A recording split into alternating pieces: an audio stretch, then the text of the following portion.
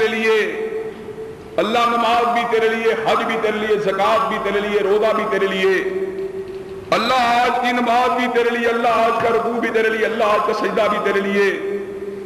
اللہ کہتا ہے بندے اب تو نے جب ہاتھوں کو پھیلا دیا ہے پھر مانگ، کیا مانگتا ہے؟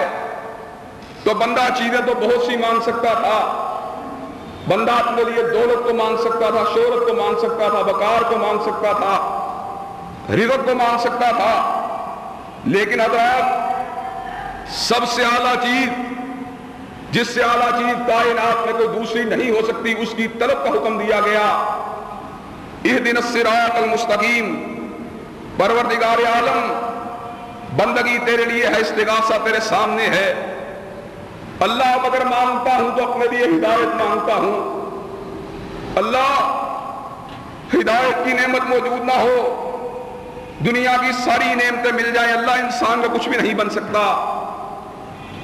قارون کا سرمایہ ہدایت نہ ملی، جہنم کا باعث بن گیا۔ شداد کی جاگیر ہدایت نہ ملی، تباہی کا باعث بن گئی۔ حامان کی وزارت اس کے کام نہیں آئی، فرعون و نمرود کا اقتدار اس کے کام نہیں آیا۔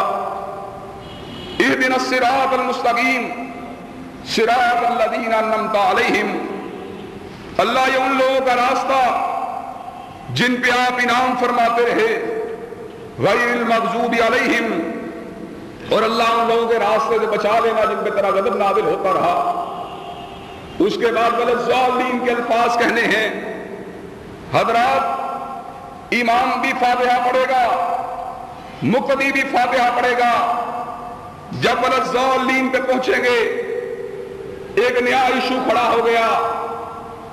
ایک شخص کہتا ہے آمین کہنی چاہیے، دوسرا کہتا ہے نہیں کہنی چاہیے۔ آمین کروانے والے اور آئے دن مردوں کے ثواب کے لیے آمینوں کے درس دینے والے جب نماز میں آمین کی باری آتی ہے تو آمین سے بھاگ نکلتے ہیں۔ حضرات گرامی قدر، بات کو توجہ کے ساتھ سنیے، مسلکیت کی بات نہیں، آقا کے اسوہ کامل کی بات ہے، آقا کی حدیث کی بات ہے۔ اگر آقا نے آمین کہا ہمیں کہنی چاہیے، اگر آقا نے آمین نہیں کہا ہمیں نہیں کہنی چاہیے۔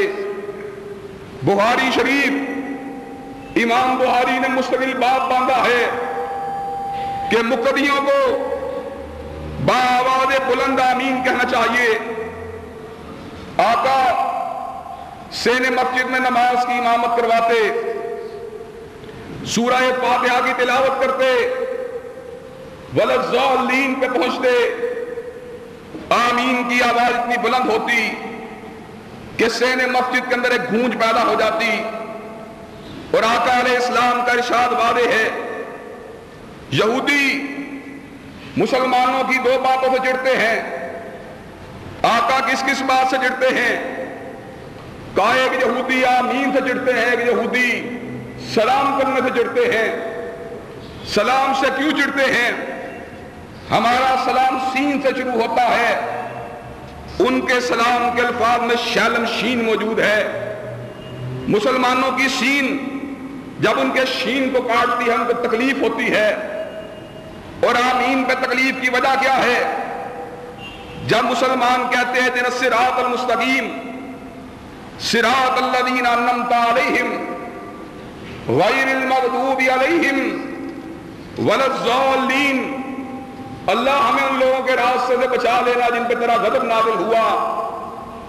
اللہ جو بندر بن گئے، اللہ جو خنزیر بن گئے، اللہ یہودیوں کے راستے سے ہمیں بچا لینا، اللہ اصحاب سبت کے راستے سے ہمیں بچا لینا، اللہ سود کو کھانے والوں کے راستے سے ہمیں بچا لینا، اللہ انبیاء کو شہید کرنے والوں کے طریقے سے ہم کو بچا لینا۔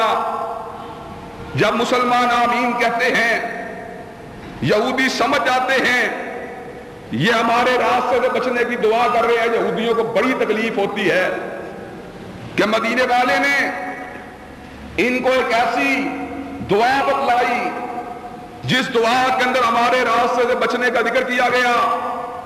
اس مسجد میں اگر 2-3 ہزار نمازی موجود ہیں تو 2-3 ہزار نمازی جب جمع ہو کے آمین کہیں گے تو پاس سے گزرنے والا یہودی کہے گا مسلمان تو رو رو کے میرے راستے سے بچنے کی دعا کر رہا ہے، میرے شکنجے کے اندر کیسے آئے گا؟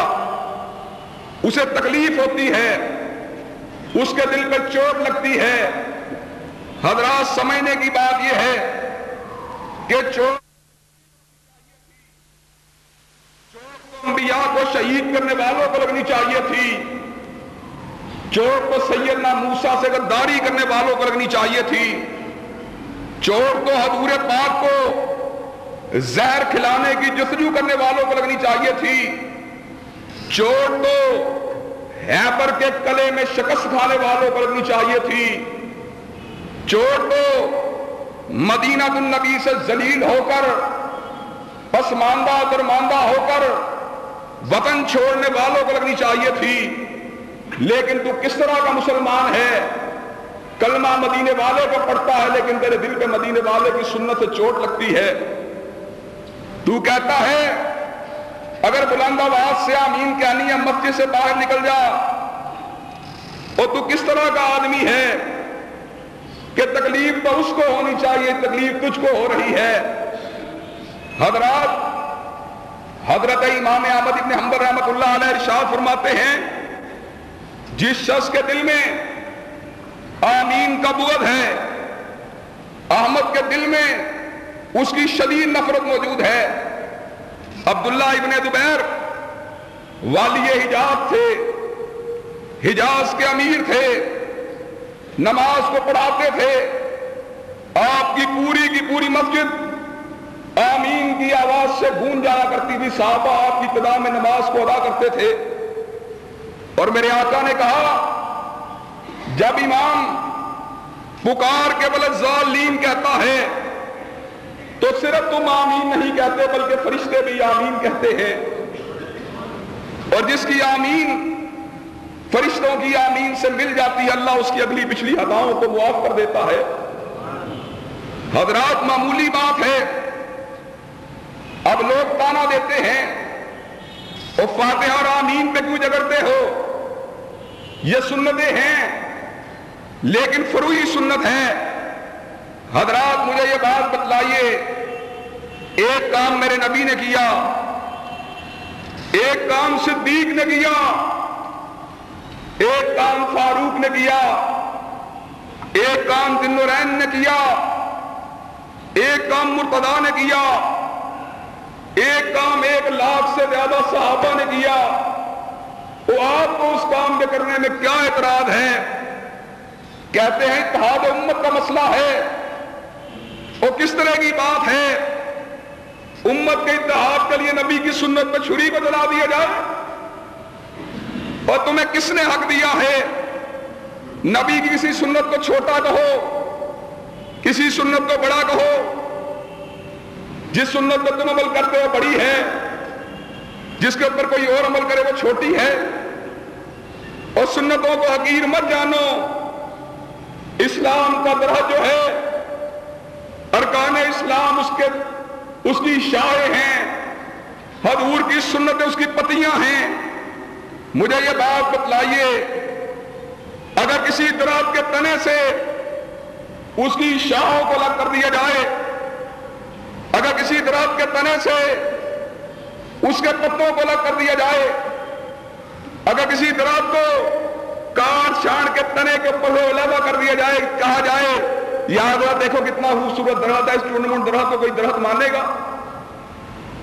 سنتوں کی اہمیت انتہائی زیادہ ہے۔ سورہ فاتحہ کو ہم نے پڑھنا ہے، اور سورہ فاتحہ کے پڑھنے کے بعد وللضالین کہنے کے بعد آمین بھی کہنا ہے۔ آمین کے بعد نماز کو فردر کس طرح ادا ہونا چاہیے، اس کا مسنون طریقہ کار کیا ہے، اس کی حضور صلی اللہ علیہ وسلم کی احادیث طیبہ کی روشنی میں ادائیگی کا انداز کیا ہے، انشاءاللہ العزیز اس حوالے سے اپنی چند گزارشات کو آئندہ خطبہ جمعہ میں آپ حضرات سے گوشہ گزار کرنے کی جستجو کروں گا۔ اللہ تبارک و تعالیٰ سے دعا ہے، اللہ تبارک و تعالیٰ جو کہا گیا جو سنا گیا